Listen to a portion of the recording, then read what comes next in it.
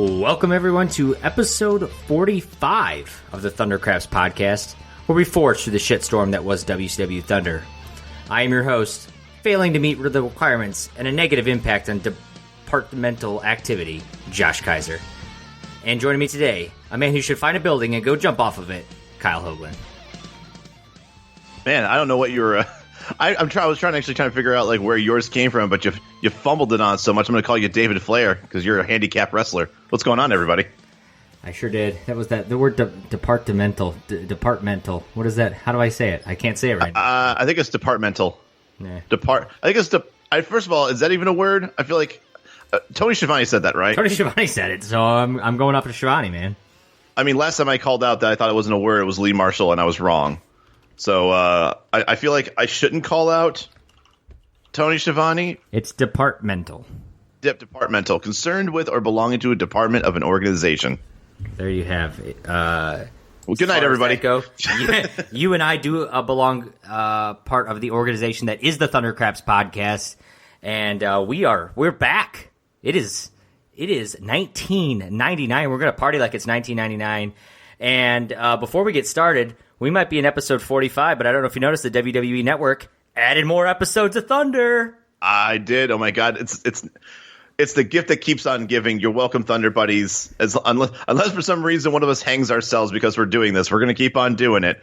But yeah, they keep giving us more and more material. So we just with every episode, that's one more week for you guys. So we're well into 2020 with this show now, thanks to the WWE Network and the royalty checks and the.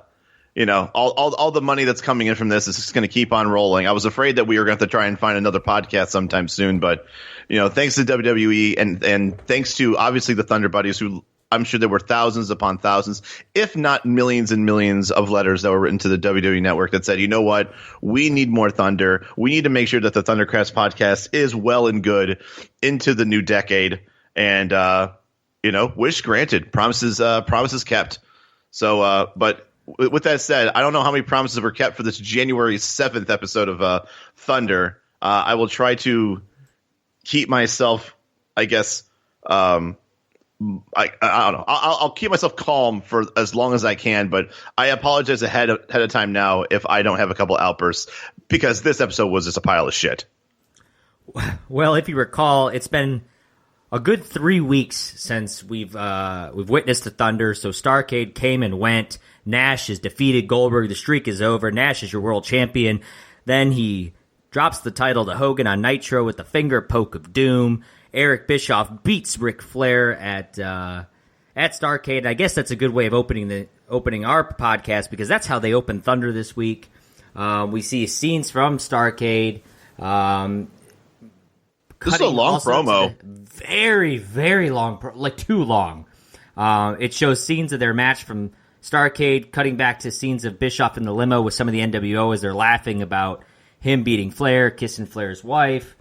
Ultimately in the match, Curt Hennig's going to make his return. He's going to toss something to Bischoff, which Bischoff's going to use to hit Flair in the face and win the match. This leads to a scene on Nitro where Flair's going to cut a promo where he strips down basically into his boxers. He's throwing money on the ground, handcuffs himself to the ring. It's a classic. It is one of Flair's most memorable promos and probably one of his best promos of this era of wrestling. Well, the one where he strips down to his underwear, yes, and elbow drops the ring. Right. And he basically says he demands another match with Bischoff, says if Bischoff beats him, he'll leave WCW forever, but then says if he's able to beat Bischoff, then he's going to get to run WCW for 90 days. So there's your stipulation, and the obvious, if you didn't think Bischoff was going to, or if Flair wasn't going to get his comeuppance after losing at Starrcade, here it is. Ultimately, they do have the match, and Bischoff does try to leave in a limo. This leads to the Four Horsemen who are inside that limo, so Bischoff must not have been paying attention to which limo he was getting into. He's carried back into the ring.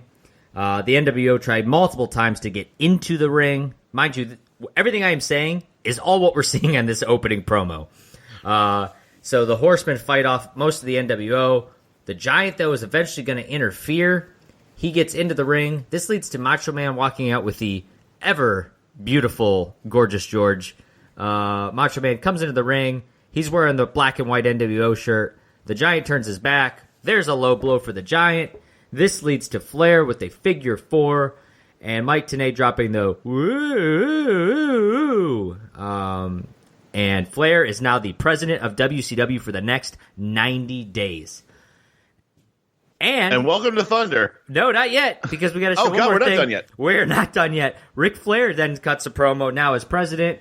He is he's not going to fire Bischoff or anything like that. Bischoff is now going to be part of the commentary team, working for Tony Schiavone. They show Bischoff basically not saying a word the whole time on commentary. Is Schiavone's trying to get him involved. And now your Thunder opening. So, a lot of promo there. So we are live. We're at Richmond, Virginia. Of course, Bobby Heenan, Tony Schiavone, and Lee Marshall. Nope, Lee is not here. Mike Tenay is here. Is Lee done on Thunder? It's either that or that promo took so long that it took away all of Lee Marshall's TV time that he's allotted. Tenay and Schiavone are rocking some very generic Thunder polos. Meanwhile, Bobby Heenan is dressed to the nines here, looking nice. Of course, they're talking about Hogan as the world champ. Bischoff working for Tony. Tony says he wanted no part of it. He didn't ask for it and says he apologized for one of the worst broadcasts they've ever had. I feel like that's saying a lot because they've had some bad broadcasts before, but I'll allow it. They're talking about there's no excuse for what Nash and Hogan did with the world title. Mike Tenay said he was actually physically ill after that finger poke of doom, and they say this is the worst incident in the history of wrestling. And also allude to Miss Elizabeth, who, of course, said Goldberg was stalking her, which led to Goldberg being arrested and off the premises during that finger poke of doom match. So that's how you got Goldberg out of there. Which, by the way, for those who don't know, that wasn't exactly the original idea that they wanted to do with Goldberg and Miss Elizabeth, because it turned into like a stalking type of thing. But I think they actually wanted this to be like a sexual assault angle at the beginning when they first had this idea. Yeah. And first of all, there's a couple things wrong with that. First of all, that's just stupid and horrible to do on TV, is to like actually have like someone being because that's the thing. It's very impressionable if you're watching TV and somebody, even though I understand it's the world of television, it's professional wrestling, but this is Goldberg in his home city. This is his hometown of Atlanta. I think he already probably wasn't a huge fan of being on TV and getting arrested in his own hometown for any reason. I think Goldberg I think he's also been known as a guy that he's not a very good kayfabe guy.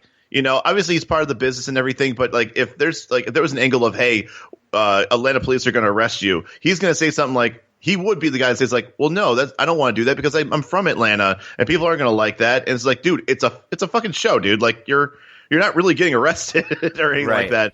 But yeah, I know that the original angle was something to do with either like I wouldn't go as far as saying rape, but like a sexual assault accusation, which I think Goldberg just wanted no part of at all. They dialed it back to stalker instead. Right. Bischoff, basically Goldberg is good there. This is when the match happens, the finger poke of doom. It's our first replay of the night. Goldberg is being driven back to the arena after he's cleared of all charges. The finger poke of doom happens. Bischoff's finally laughing at commentary, thinks this is the greatest moment. You've got Hogan, Scott Hall, Kevin Nash, Scott Steiner all hugging and celebrating in the ring. Which, by the way, you thought Scott Steiner was part of the NWO white and black heel part or the other end of it, but actually he's actually a Wolfpack guy. I still hold my theory true. Maybe it just doesn't happen right away, but I still think that happens. Maybe. You could be right. Goldberg is going to come in the ring. He's going to clear out Hall, Nash, and Steiner.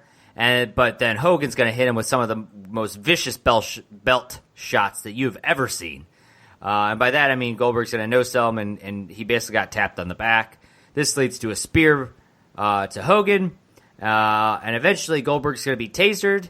And the whole NWO is out there taking him out. Buff Bagwell's here. Miss Elizabeth's in the ring. Lex Luger is there. And they're going to spray paint him, with red NWO spray paint. Then they're going to show a clip of Goldberg talking on the microphone, covered in spray paint. Out comes a bunch of football players. You find out that they're Atlanta Falcons players, which makes sense because he's in Atlanta. He basically calls out Kevin Nash, and then he's lifted up by the Falcons players in the ring like he just, is Rudy and won the big game, and says that, they used to be the Hunties, now they're going to be the Hunters. That's going to lead to our first sign of the night, and it says, Ric Flair says, that Bischoff stops here, and that Bischoff stops is TBS. So very clever stuff by this Richmond crowd. And then finally, we go to something actually on the Thunder card itself, and it's Mean Gene in the ring. So good to see him. Good to see him. Live Mean Gene presence here, and he's bringing out Ric Flair. So we might have had a long opening there, but Mean Gene, Ric Flair, it doesn't get much better than that for a Thunder, right? I mean, at the very least, we're talking about a traditional bringing the tradition back to WCW. I mean, nothing gets. I think between the two of them, they're probably about 100 years old combined. So, and that's probably being nice. So, no, it was definitely good to see Mean Gene. Of course, Mean Gene's going to say it was a scam, it was a sham. This has got to stop. Ric Flair's going to get on the microphone and talk about how him and Harley Race battled for that WCW championship 18 years ago in this very arena. You know, tells Nash and Hogan they basically let the world down. You can be proud of that. Says, Nash, you got a 2-year-old child at home. Wait till you tell him in 10 years how you laid down. He proceeds then to lay down and then makes Mean Gene lay down and count for 3, which is just classic Flair promo stuff right here. I'm just shocked that Gene did it. I know. I was Gene would be the first guy to be like, I'm not fucking doing that. Right. I think he hesitated and was like, well, I should probably do it. I mean, I think he has to because it's like, it's the baby face. I probably should go along with it. He tells Luger that he sucks. Dude, he laid into Luger. Yeah, he does. He says, we're going to work. He wants Flair at the WCW headquarters tomorrow morning, bright and early. He's going to get with the committee. They're going to discuss what they're going to do about Hogan and Nash this Monday on Nitro.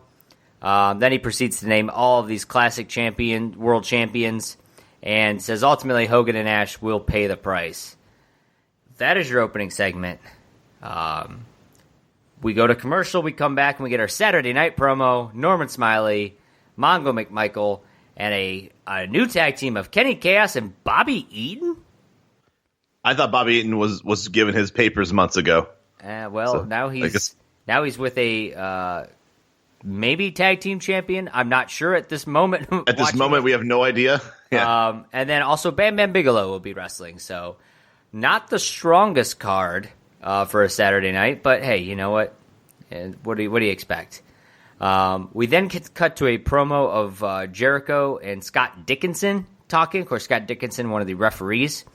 Jericho basically telling Scott Dickison that a ref shouldn't be touched, that he needs to exercise his power and not be taken advantage of, and that he should disqualify Saturn the next time Saturn touches him and be the ring general, which apparently we find out did happen later that night on Nitro.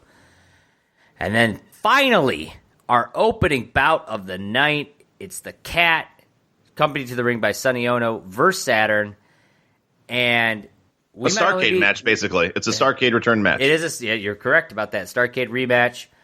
We might only be 13 and a half minutes into the recording of this podcast, but Thunder was damn near 23 minutes into this show when we actually started a match. So it's too long. I don't care. I mean, I don't care what kind of promos there are. For a 2-hour like, show, that is too long. You could pepper in some things. Like I think it would have been fine to do that long promo. You go to the commentary, throw in this throwaway match, or I guess you would have to set it up with the Jericho Scott Dickison thing. So you would do that, have the match, then we'll have Mean Gene in the ring with Ric Flair. Saturday night promo, second, and then move on from there. And you 23 minutes is way too long. You could even break up that whole first promo. You could have shown the first part of it, the Flair Bischoff part, and then showed the finger poke of doom with Hogan and Flair and all that, or with Hogan and Ash and everybody, and then bring Flair out to discuss that. Like, you could have broken the promo up, had it much better. 22, 23 minutes before a first match, that's a long time. Especially for a live show. Like, if you're putting that much filler on your show on a live show, that to me just tells me that there's a lot of bad production or very little meat on the bones when it comes to this actual live TV show. Because if you've got 23 minutes of promo and interview in the ring and all this stuff like that, I think all that screams to me is that you've got a very thin lineup going on. And I think that actually does kind of ring true when we kind of see like how much time is really devoted to in-ring competition. One thing they are going to bless us with, though, is Sonny Ono is going to be shilling out WCW Thunder for the PlayStation. He's got an advertisement. The crowd are going to have advertisements throughout. It's probably the best WCW game released on the PlayStation. That ain't saying much. Nitro was garbage, and Thunder, I think, was just Nitro with an updated roster. With additional, a little bit more bonus features. But, they were some rough games. Sonny Ono, of course, he's going to get on the apron and get knocked out. Eventually, Jericho's going to run in and pull Mickey J out of the ring as Mickey J was making a count for Saturn. Scott Dickison's going to run in as the Cat is going to curl up Saturn during the scuffle here. He counts a very quick 3 count. If you want to count that. Yeah, if you want to count it. It was like a 1 count. You're right. Saturn is going to lose by this, whatever you want to count it, 1 count, whatever. I gave the match 2 stars. I don't even know if it was worth rating the match, but I appreciated the story that was being told here with the Scott Dickison Jericho Saturn deal. Yeah, it was kind of the same thing. I gave it 2 stars. The match was meh. It was too quick to really have one opinion or the other about it. It was a lot of kicks, a lot of punches, not a lot of good spots. Saturn, I think, had a couple of okay spots in this match, but, I mean, really, the Cat was just kicking things. I gave it 2 stars because, like you said, I'm actually kind of fascinated with this Saturn Jericho angle, or I don't know if it's a Saturn Jericho or if this is a Saturn Scott Dickison. I'm not quite sure yet. I do like the idea that if Jericho now has his own ref, that's kind of cool. I mean, it's been done over and over again, but that's something that feels like a classic Jericho angle, that he has his own security. He possibly has his own ref. Heel ref, kind of an incompetent heel ref sort of thing where he can manipulate him. I just found that it was really weird that, he says, hey, you need to assert yourself next time that Saturn, you're doing a match with Saturn. If he touches you, you should disqualify him, blah, blah, blah, blah. And it's like, okay, I mean, that makes sense. Jericho, that didn't sound like a heel thing to say. It just sounds like, if a guy's being, overly aggressive with you, then you need to assert your authority, whatever. That seemed like an okay promo to have. It's just a weird spot to, Scott Dickison just runs in and ruins a match. I feel like if that was a real life situation, Scott Dickison would have, gotten his pink slip if he had done some bullshit like that. Oh, yeah. So, but once again, Nick Patrick still had a job at this point. So if Nick Patrick can still hold his job, I'm pretty sure Scott Dickison will be okay for a little while. That he will. And after the match, we cut to the back near the arena entrance. A limo pulls up. You've got the NWO Black and White kind of hanging outside, and out of the limo comes Scott Steiner, Hogan, Luger, Hall, Buff Bagwell, and Kevin Nash, all rocking the red and black. Looks like the Giant and the rest of the Black and White are a little confused on what's going on here, and Hogan says something to them about taking care of business, talks to him about a Coca-Cola deal to the Giant, and says, we'll address this NWO stuff. But I got a comment here. How about Hogan's apparel? Between the jeans that looks like something I would have worn in middle school, with the flannel overshirt and the ski cap here, he had a very 90s grunge look for Hogan. Yeah, he looked like he played bass in a grunge band that consisted of people he met at the gym. But no, it was very, very much not Hogan. That's the thing. He's no longer the bombastic, when he first became the NWO Hollywood Hogan, he still had that loud, flamboyant, let me tell you something, brother, kind of demeanor that he's been doing for, decades. And I think now he's much more of it's weird almost. He talks in a very subtle tone. He's talking like he's a businessman. Trying to be cooler or something. Yeah, I don't know. Yeah, he is. He's trying to get with the time. It's 1999, all right. He needs a new look.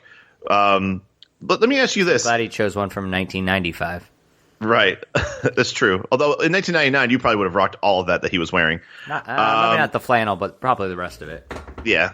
Now, when we first started doing this in 1998, do you understand how the parallels are really similar from the beginning of 98 and 99? Because the beginning of 98, you had here's 2 limos popping up. Here's one half of the NWO that was led by Nash and company, and then there's another, or Macho Man, and there's another one that was led by Scott Hall and Hogan, and that's when the Wolfpack kind of broke, kind of had that split.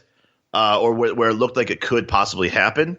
And now it's 99, and now we're getting the exact same rehashed of like, oh, look, we have so many people in the NWO, and now we're having turmoil in the NWO. It's like, it's just so weird that like we started with this storyline with different people, and now it's just the same storyline, just insert different wrestlers, with Hogan obviously being in the forefront.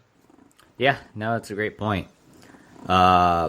We do get our second replay of the night, where we're going to find out about Lex Luger's despicable actions when he attacked Goldberg during that Goldberg run-in on after the finger poke, which led to the NWO beating him down.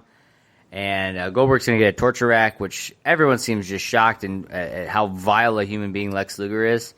But, like, Lex is an NWO member. I don't know why this is all supposed to be a big shock here. Right. Well, it's kind of one of those things where it's hard to know who was part of, like, was everybody in the Wolfpack in on it? Obviously, we haven't seen Conan yet in any of this. Most importantly, we haven't seen Disco Inferno in any of this. So, it's kind of like one of those things where we don't know where the loyalties are lying. And right now, like, I really need to know where Disco lies. We'll find out if he's ever allowed into anything. But we move into our next match of the night. We got Psychosis wrestling Kidman, Cruiserweight champ. Title might be on the line. It is on the line. It doesn't really fucking matter. The two start out hot. They go to the outside. We cut to commercial.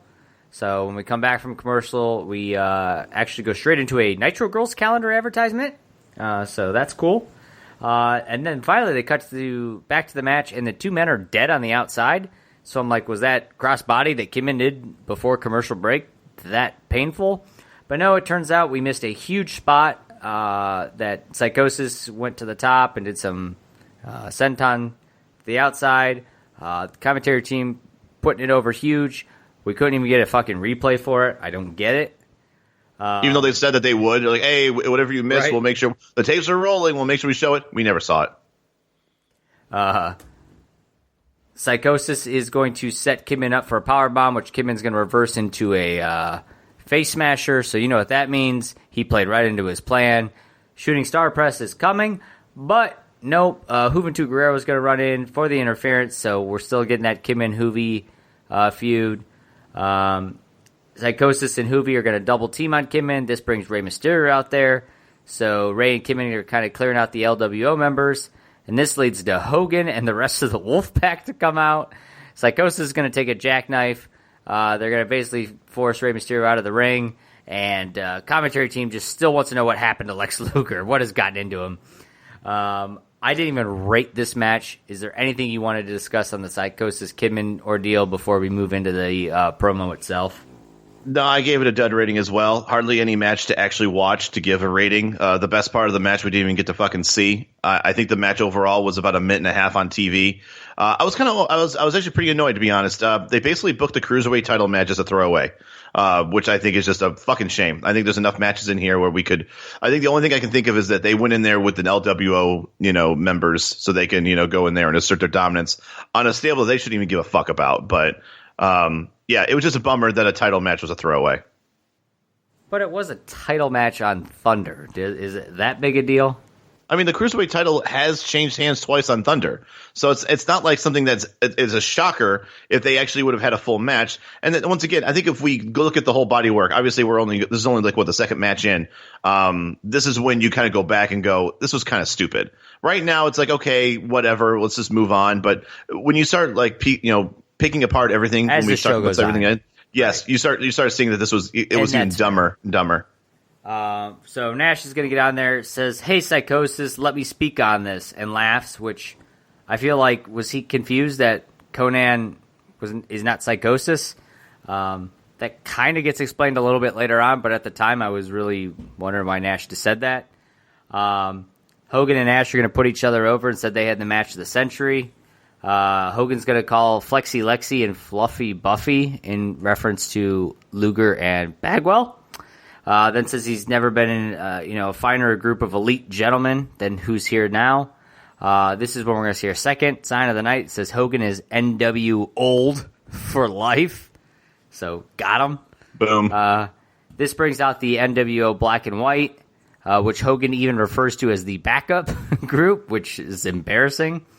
The Giant's going to want to know why he wasn't told about them coming out. And Hogan just says something about, it was timing. He really seems like that friend who, is getting called out on inviting his other friends out and forgetting to invite this friend out or something. Says, oh, Vince, Norton, Horace, I love y'all. But says the Giant dropped the ball on the Bischoff-Flair ordeal, and that's why Flair's our president right now. He says we got to which is totally true. I even started thinking about that. Macho Man's been gone forever. He makes his return. They even said that, what's he doing here? He's been gone forever. He's been on the Wolfpack, and here he is coming down with Gorgeous George in a black and white T-shirt. If I was the Giant, a member of the Black and White, feuding with the Wolfpack, and the first thing I see is Macho Man wearing a black and white shirt, I would be like, what the fuck? Get the fuck out of here. Right. But instead he's like, oh, okay, cool. You're wearing the merchandise that anybody could buy at a fucking gift store. And so I trust you now. And then, so yeah, it was Giant's fault. So then he says there's room for only one Giant, and that's Big Sexy over here, which the Giant says, it kind of leads to a, why don't we have a match? And the Giant says he has no problem kicking Nash's ass. So he drops the old A word here on Thunder for the right to be the NWO's Giant. And we find out that match is going to be on Monday night. And I really thought for a second we were going to get a main event set up for Thunder tonight, but we don't. Don't worry, we have a much better Thunder main event coming. We do, indeed. Then we cut to a promo for Raven and Canyon. They're hanging out at Canyon's Raven's mom's place. So his name's Scott. Okay, that's Scott's mom's house. Old Scotty's mom house. Of course, the house is very nice because they're loaded. Raven's mom and grandma are both there. They're talking about how Raven should go back to the doctor. He says he doesn't want to. Then we meet Chastity, Raven's sister, and Canyon's kind of hitting on her right there. I think the grandma was hitting on Canyon a little bit. I think she was too, actually. I think she had her hand on his fucking lap the whole entire time. Maybe. There's a good flatliner joke in there with her being old, but I don't know what it is. So come back to me at some point. Raven says, he doesn't want to go back to the doctor. Then he walks away while Raven's sister and mother are arguing about what is his best interests. And also saying that Chastity, you talk to him. If anybody's going to get through to him, it's you. You know what to do. And then it's funnier because later on in another promo, she yells about how she doesn't know what to do and doesn't have to, don't be part of the problem or whatever the crap it was. But I thought it was just funny that the way the whole dialogue just felt like, who the fuck wrote that? It was just a bunch of just people just talking over each other. I don't think anyone wrote it, and I think that's why. I think they were just told, here's the general idea of this conversation, and then they just kept, sort of repeating stuff. Right. Yeah, it was not well produced. We're going to get into our next match of the night. Bam Bam's coming out, so I'm pretty excited. I haven't seen Bam Bam wrestle in a long time, so I was excited to see him. I see Jerry Flynn gets the no entrance treatment, but that's all right. Jerry Flynn is known to put on a good match. He had some decent ones with Goldberg, so this should be pretty good. And Bam Bam's going to hit Greetings from Ashbury Park, and that is your match. 1.5 star. I was really hoping to see a match here. Same thing. 1.5 stars. I don't get it. It's one of those things where once again it's live television and all this filler that we've had. You would think that give Bam Bam at least something to I mean, yeah, he's gonna get paid no matter what, but it doesn't make him look good.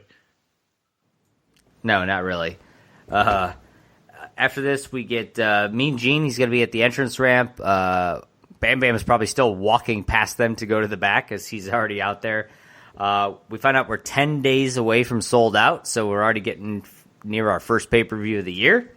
And there's a big tag match coming, and we find out that Barry Windham and Kurt Hennig will be wrestling Rick and David Flair. So quite a tag match we've got coming here in 10 days. This is when Barry Windham and Hennig cut a promo about Flair being old and stupid for, letting his son wrestle and how his son's going to end up handicapped after this. And Kurt even suggests maybe bringing Grandma Hennig in to beat his old ass. I feel like Barry Windham has got to be close in age as Ric Flair. I understand Ric Flair is pretty old, even at this point. But I just think the whole idea of them saying that he's old, Kurt Hennig's not a spring chicken anymore either. And Barry Windham is up there in age, and they're making fun of Ric Flair and how old he is. it's really not necessarily a bad heel thing to do, especially if they were close in age, because that would like make you be like, I mean, come on, like it's just such a Ric Flair's old, but maybe Wyndham isn't much different. So I feel like from a heel standpoint, that's not necessarily a bad thing. But for what it's worth, Barry Windham is 11 years younger than Ric Flair, so Rick's got a good decade. I take it back then. Sorry, maybe just Barry Windham looks like shit in 1999. Maybe that's probably what it comes down to. That's fair. After this, we get a commercial for the Bruise Cruise. So you can go on a cruise for Carnival. Some wrestlers will be there. If we were the proper age during 1999, we would have gone to that in a heartbeat. Absolutely. We cut back, and Mean Gene somehow ran from the entrance ramp there for his interview out to the. That's exactly what I put in the notes. I'm like, how did Gene book it that quickly? It's live television too. That's the thing that I'm more impressed with, is that he did. Well, I mean, this segment here could have been pre-taped with Hoovy, but we see Hoovy's running. He's got his luggage. He's he's hauling ass. He's getting out of the arena. Mean Gene's trying to stop him. Hoovy's speaking Spanish, and Mean Gene says, "You don't have to talk to me in Mexican." Hoovy says Hoovy is very nervous, says something about they got Eddie, and runs off. He's talking about the Wolfpack, or it's alluded that maybe the Wolfpack has taken out the LWO. So Hoovy is very scared, and that's kind of your segment there. And then your boy Kyle Disco Inferno wrestling Chavo in this next match, and Disco comes out rocking one of the worst wrestling shirts I think I've ever seen. I disagree wholeheartedly. The fact that he has his own merchandise, I was already proud of him.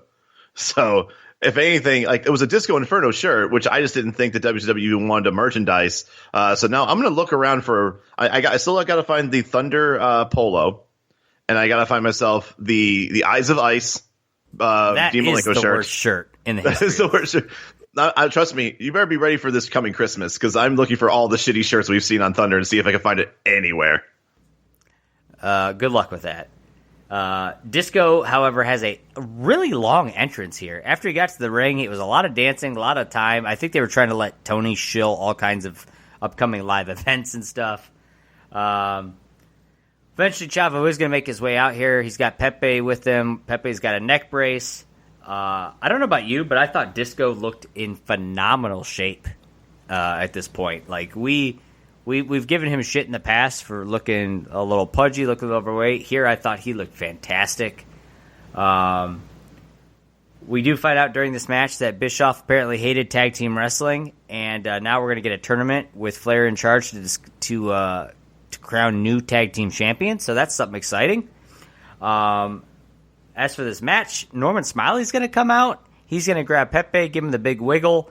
That distraction is going to be enough to get Disco Inferno to execute the Chartbuster on Chavo for the 3 count. I gave this match 2.25 stars, and it was probably the best match of the night up to this, and that's the only reason I rated it a little bit higher, because I did give another match 2 stars. I just gave it 2. Match was fine. The Norman Smiley interference, I don't understand, but then again, we're kind of like 3 weeks of not understanding storylines, so I guess I'm just going to plead ignorance and just be like, I guess I just don't know what's going on. But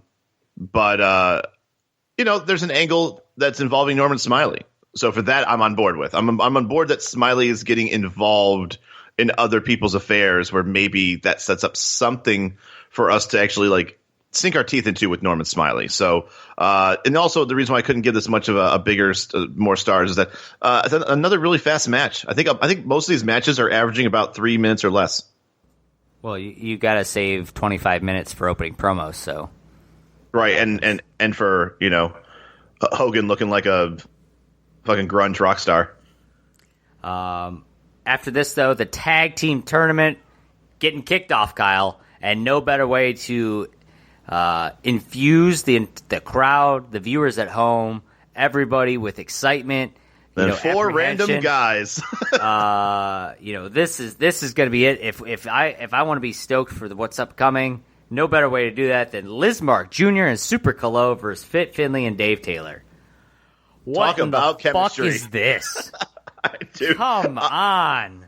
You really think either of those teams are going to legit win the tag titles? Like, I'm okay. I'm almost okay if you pick like a legit tag team versus two random guys. Then I can at least be like, they'll win. If it was like Lizmark Jr. and Super Colo versus High Voltage, like, okay, fine. Let's open up with some legit tag teams, jobbing out some other guys till we get down to the final 8 teams or something like that. Yep, I definitely agree. Oh, what the fuck is this? We also get a crowd shot of a man who painted like WCW on his face, and he kind of looked like a juggalo a little bit. He also painted a goatee on his face. Was it the same guy that was wearing a Norman Smiley fan club shirt? It was. It was the same group of them. He had a lot going on. There was a lot of storylines on his body. There really was. How about this sloppy exchange during this match where Super Colo went to like the top rope, jumped off and like went for like a kick, but he like stopped and it kind of was reversed by Fit, and then they both kind of like just hit each other again. It was. I'm glad no one broke an ankle. That's all. We do get the Lizmark salt as he's going to go off the rope. But Dave Taylor is going to hit the old, like, I don't know, double underhook suplex of some sort. Yeah. Got a 3 count. Tony Schiavone says, Dave Taylor and Fit Finlay, they're a fine tag team. And if that doesn't sum up this match and this team, then I don't know what will. Star and 3/4. Yeah, star and 3/4. It's not that I didn't like the match per se, albeit there was a couple botch spots. This was just a poorly booked and executed match as far as just, hey, let's throw this as a match on this show. Tag matches should never be 3 minutes long due to their very nature, unless it's a competitive squash match, which once again, this was not. You got to give people some time to do their spots. And I think really nobody did any spots. I think that's the problem. Like you have 4, maybe Dave Taylor's a little bit more known for as a tag team wrestler. But the other 3 are mainly enhancement talent, singles wrestlers. Obviously, Fit Finlay is a former television champion. At this point, I mean, I don't know how prestigious that title is anymore. Not the title itself, but being known as a former television champion. But yeah, 3 minutes is just simply not long enough to have a good tag match. Also, the people in the ring did not warrant 3 minutes anyways, which makes this even more egregious. It's just not a good start for the tournament. It gets even better. The Wolfpack's going to come back out again. Yeah, it's the same Wolfpack that came out a few minutes ago. Everybody's getting tasered now. Everyone's getting taters. That was a great I'm going to call it tater from now on. Everyone's getting tatered. Hall's going to cut a promo this time. Talks about the tag team tournament. Says tradition bites. Says this tournament isn't happening because him and Nash, the only reason there was no tag teams in WCW worth a lick is because they were the best. And I will say, at least if nothing else, this attack made more sense than the previous ordeal because, okay, they're having this tag team tournament. It's a Ric Flair deal, and they're the outsiders. They should be the tag team to be beat. So I kind of appreciate this beatdown, but what I don't appreciate is the fact that they were just out here not that long ago with their segment and beatdown. Like, it doesn't need to happen again. Yeah, I'm sorry. I just lost my voice there. All right, man. Woo! All right, no, I agree though. You don't need to talk to me in Mexican, dude. I can. No, the extra filler was stupid. I didn't like it. I don't know what happened. I just seriously keep going. I like swallowed some spit or something. Hold on. We got it. I got it. We're good. All right, sorry about that. No, I even put in my notes like we get it. Like you guys are coming out here laying waste. I didn't like that they were burying the tournament already.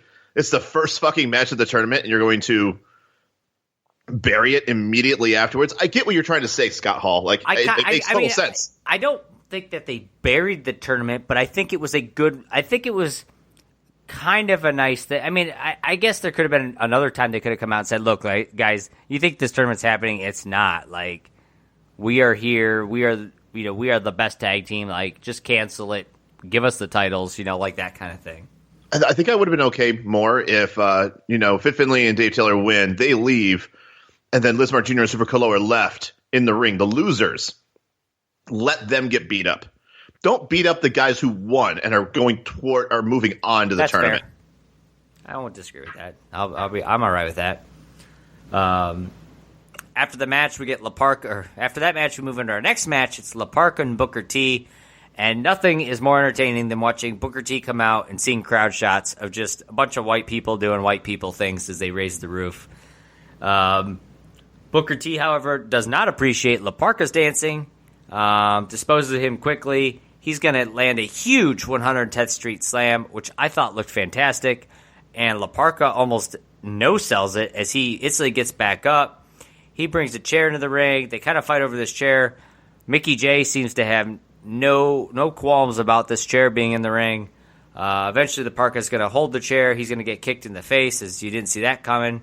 Star 3/4. I really thought this match should have ended with that 110th Street Slam, and instead dragged down to that weird chair shot sort of ending. Yeah, star 3/4. Uninspiring match with a lot of just clotheslines, punches, and kicks, and apparently illegal use of the chair. I thought was also fucking stupid.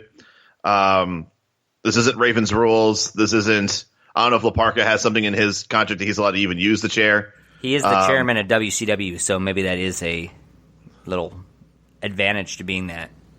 I suppose, but one thing I've noticed in a lot of these matches so far, there's not been a lot of execution of moves and spots. No, not at all. It's been a lot of clotheslines, a lot of kicks, a lot of chops, a lot of punches. Really, all these matches so far have been really uninspiring. I don't disagree with you there. Speaking of Raven's rules, his promo is up next as they're back outside at Raven's parents' house, mom's place. They're outside by the pool. Canyon is cleaning the pool while the girls watch. This leads to a guy that they're calling James or Jim. Of course, you might better know him as Sandman, but he's rocking a polo here. His real name is James, by the way. And also Raven's real name is Scott. I just thought that was funny that they all use their real names, and then it's like Canyon, which I just thought was really funny. Right, not calling him Chris or anything like that. Right. But Mr. Canyon is going to get pushed by Sandman into the pool, which he flips and really splashes in there. He sold that like Dolph. I mean, James was good old James. Basically just kind of like gives him a pat on the back, and he just like flies in like he just got like blown out by a hurricane. Raven's ultimately going to be jealous that Sandman is going to be talking to Raven's mom instead of him. Said, "What about me?" He walks inside, and this is when Sandman says, guys, I'll go talk to him. Dude, it's James. Whatever. We then cut to the crowd. We get a nice crowd shot, and Heenan is going to moan as we see a couple ladies in the crowd. I'm not sure if it was a moan. I'm so glad you caught this. I'm so glad you caught this, too. I don't. But the thing is, I noticed in your notes you put that you think he moaned in disgust at the women. I can't tell whether it was a moan of disgust or excitement, and because I don't think. I will say this: I don't think the women were attractive, but I don't think they were. We've seen some of the rougher looking females in the crowd, and I don't think they were that level either. So I don't know what this moan was for. And Shivani kind of like asks them, and nothing is said, and they just kind of move on. But it was really strange. Well, I also think I don't think if he was like, "Oh, what was that about?" I don't think he's gonna be like, "Look at that ugly chick on camera." I don't think he would have been. I mean, Jerry Lawler used to do that shit. Yeah, but he's like a true heel. I mean, back in '95, like he was a true heel commentator, wrestler. As far as a talent, yeah, I think Heenan's always been like heel-ish, but it's more of like in jest, fun-loving heel. Yeah, right. We then are going to see our third replay of the night. It's November 30th, Jericho and Conan wrestling for the TV title. This is where Conan's going to ultimately beat Jericho for the title, and then we find out that he later lost it to Scott Steiner, so apparently Scott Steiner is the television champion. What is Scott Steiner doing with the TV title? I don't know. I just feel like that's such a huge where Scott Steiner was going. He was at one point before everything else that we now know happened. He was the leader of the NWO. That would be like if Hogan took the fucking TV title. Well, as soon as he joined back with the Wolfpack, he's going to be way down that line of succession. So back in the TV title run. I guess so. Chris Jericho is in the next match wrestling Conan. We do cut to the back arena. We find La Parka laid out. He's spray painted with the NWO. We go to commercial. We come back to Conan's music video, which I skipped right over. Conan's going to be coming out to the Wolfpack music. He's going to get on to say Conan things, but Jericho doesn't want to hear any of that, so no Conan things are said this week. We do find out Scott Dickison's in this match, which Tony Schiavone's going to point out, so you assume some shenanigans are going to happen. Jericho controls most of this match until eventually Conan hits this really weird-looking bulldog, and then he's going to follow up with the rolling clothesline.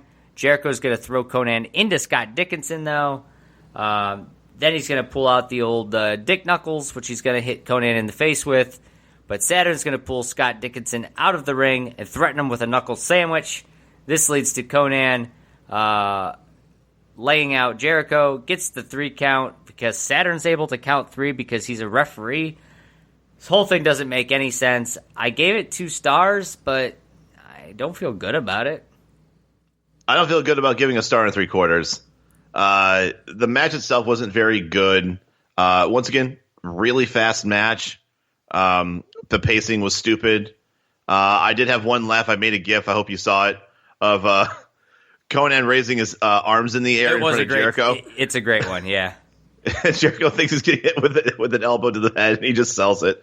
So I thought that was hilarious. There was a nice spine buster by Conan for a 2 count. I think that was probably the best spot in the whole thing. But no, the moment that Perry Saturn is allowed to give 3 counts, you're not getting a 2 stars from me at all. He wasn't even a former TV champion. That's true, but we're going to move to the main event now. And pyros are going off, and I realized we haven't really heard what the main event's supposed to be tonight. Usually they promote it. Usually if they don't promote it throughout the show, it's made throughout the show. We didn't really have anything of that nature, but you know what? The NWO has been attacking people left and right. They're laying out LWO members, so maybe we've got this Nash and Giant deal. So maybe something with this overlying arc with the NWO is what's gonna be told here. And this brings out Barry Windham, and his opponent tonight is Chris Benoit. Barry Windham versus Chris Benoit. That should be like 1999. That should have been the 3rd match of the night. Goodness gracious. Schiavone, of course, is going to spend the first few minutes discussing his meeting with HR about Bischoff. The ref is going to get knocked out in this match. This is going to lead to some shenanigans as Kurt Hennig's going to come in. He's going to get a crossface for his trouble, so it looks like Benoit might hold him off. But then Barry Windham's going to kick Benoit in the head and win with a 3 count. Barry Windham is going to kick Benoit in the head and win with a 3 count. 1.5 stars. I mean, he kicked him in the head, and this isn't Randy Orton, legend killer, knocking people's heads off like though it was a field goal. No, this is like I am playing a video game and I broke a pin with a kick to the head. I don't know. Unless Chris Benoit is notorious for having a soft head. And as I say that, I realize it's bleh. So maybe this was the match. Maybe this is what did it. Yeah. Nothing about this was good. Yeah, I mean, I couldn't even give it a star. This is probably the lowest rating I've given a match. 1.25 stars. Main event match that had no main event quality. It actually had a winner, which I think made it worse. But here's the thing. I even said at the beginning of my notes. I feel like Barry Windham would have to go over on Benoit in some way, shape, or form, since he actually has a high-profile match that sold out with the Flares. Right. So I didn't say good match. I didn't say main event. I just said high-profile. And I think I would consider that. It's a fair statement. So, yeah. Okay, I heard you laugh. I didn't know you were because you were laughing that he's in a high-profile match in 1999. I'm laughing that he's in a high-profile match right now, but it is a high-profile match, so you're correct. So I went into this match already going, fuck. I think Windham's going over on Benoit. The way it happened, though, was just worse than anything I could imagine. Hardly any redeeming qualities in this match. I think there was the worst snap suplex I ever saw. That Benoit tried doing to Windham. Wyndham's just not a guy that you do a snap suplex to. I don't think Windham knows what a snap suplex is. He lost his mind for it, though. Well, yeah, because he fucking landed on his goddamn head. It didn't look good. It looked like a rough spot. So, I mean, say what you want. Windham looked like he was blown out from the Star of the Bell. He was not in the type of wrestling shape to have a match with Chris goddamn Benoit. All right, Chris Benoit is a gym rat. That guy can go forever. Barry Windham in 1999, exact opposite. And also, finally, how in the fuck are you going to try to convince me that a guy like Benoit, who has had matches and spots in matches where, Benoit has gone through tables and been hit with sinks and, gone through some of the most brutal matches, even in WCW standards, and then tell me that a kick to the back of the fucking head is going to put down Benoit for a 3 count. Just insane. That just totally removed me from this match. Terrible. But we got to end on a high note. Mongo McMichael's going to come out, save the night, save the crowd, save Benoit. They clear the ring. Mongo and Benoit stand tall. And that is your Thunder. I'm going to keep it short because I know you've got a lot to say. The Thunder overall felt very different to me. I mean, it had a strong start. You had Gene Okerlund here. You had Ric Flair. You're bringing out Hogan and Nash and Hall and the NWO, and you're telling the story with the NWO and the black and white, and somebody's taking out the LWO, and it's like, oh, man, we're building this story, and it goes no fucking where. And then you pepper throughout the night really garbage matches that are too short, not very good, and you close it out with Barry Windham and Chris Benoit and with a kick to the head. I thought there was some potential here, but it just loses its way. And based on all of that, I still think I'm being much kinder than you're going to be, so the floor is yours. Thank you. I fucking hated this Thunder. So much NWO non-important filter, which is a shame because I was glad to see them there. I was glad to see Hogan and Hall and Nash. It's been a while. Not there very often, especially Hogan. So, yeah, you had Flair there. You had practically everybody who's anybody in any major storyline was here on Thunder, except for Goldberg.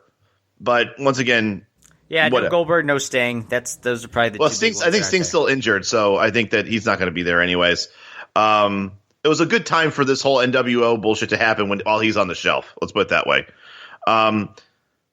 But the second time that they came out, it just seemed like just fan service, and it kind of buried the tag tournament in the process. There's no match on the show was good. I think I gave it 2 stars on the first match because I was curious about the whole Scott Dickison angle. But if we never hear about this again, then that match as well would have gotten like a substitute star rating. But once again, I went with it because I'm okay. There's a story that's being told. I'll give it that. Match was whatever. We don't get a match for nearly 25 minutes. That is like unforgivable to me in a wrestling show. 2 matches in the first hour really set the tone for this evening. And if you want to go back and look at what those 2 matches were, you know what I'm saying. Some of these matches were obviously thrown together as filler, or they had to be cut for time. Once again, if a 26-second Bam Bam Bigelow match isn't filler, then I don't know what the fuck is. Once again, back to that second NWO run-in, it's another time killer. I didn't know what the point of it was the first time. It just seemed like they didn't have enough talent to go through a whole show, so they used the NWO as like, let's just get out there and just make this show into. But there's plenty of talent there. Yeah, but they're not giving. Once again, they're not giving them the time to breathe. But I think that's what happens when these guys don't show up to these events. I'm not trying to say these guys have big egos. They do. I mean, you have a ton of NWO members there.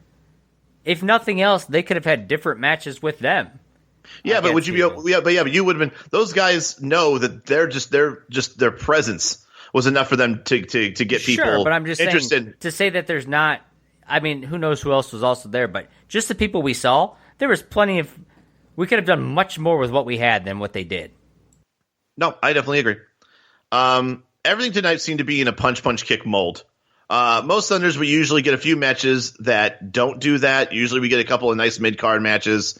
But today, like World Championship Wrestling, this was World Championship punching and kicking. It was all these matches just weren't. There was no good substance. And once again, probably because they didn't let these matches breathe.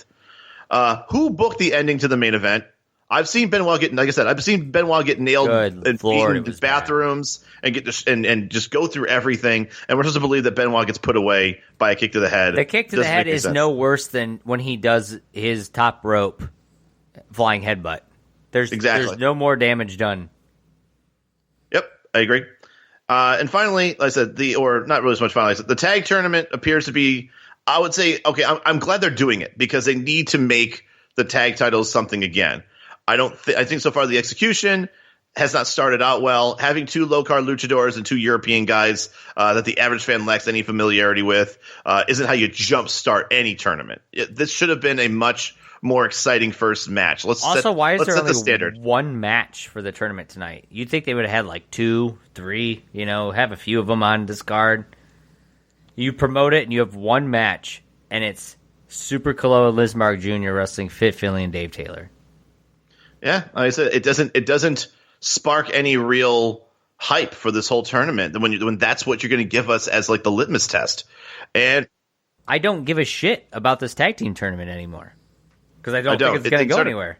Well, also it's just like if that's going to be the bar that you're going to give us for talent, then yeah, you're not giving anybody any interest. You gave us a low impact short tag match with 4 guys that I don't care at all about. So you already have kind of like dug the hole of this tournament.